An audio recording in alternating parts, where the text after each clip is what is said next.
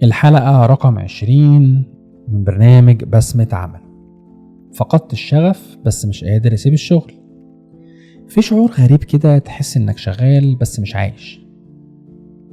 تصحى تروح الشغل، ترجع اليوم يخلص، بس جواك صوت صغير بيقولك انا مش طايق ده بس مش قادر اسيبه. الراتب حاجة مهمة، البيت طبعا، وانا مستني الظروف تتغير ولا الظروف اللي انا فيها مش مناسبة للمخاطرة، فتكمل وانت جواك مش باقي، مش متقبل.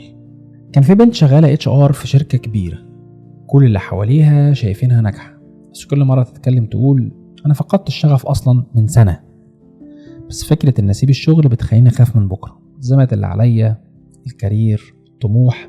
فقلت لها يا ست، مش لازم تقفزي من المركب ولا تسيب المكان اللي انت فيه، ولا المركب ده تفتحي شباك يهويلك ويجيب لك طاقة جديدة.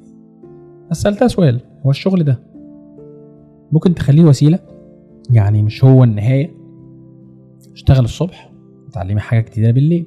بعد 3 شهور بدأت تشتغل بارت تايم في مجال التدريب، وبدأت تكتشف ان اللي كانت شايفاه نهاية كان بداية من نوع تاني. دخلت مجال الليرنينج اند ديفلوبمنت اللي هو مجال التدريب والتطوير، وعملت فيه نجاحات كبيرة جدا. رسالة ليك النهاردة، لما تفقد الشغف ما تعاقبش نفسك انك كملت، ستوب، بيكفي، وابدأ خطوة جديدة تديك امل تاني. لان مش كل حاجة بتشتغل فيها انت شايفها اجبار، بالعكس، فكر في حاجة جديدة وفي طريقة اخرى تخرج من السجن اللي انت ساجن نفسك فيه. نصيحة ليك عملية يا سيدي، ابدأ تقرب من الحاجة اللي بتحبها، حتى لو 1% يوميا. لو بتحب مجال مختلف متعرفش منه حاجة خالص، اقرأ عنه.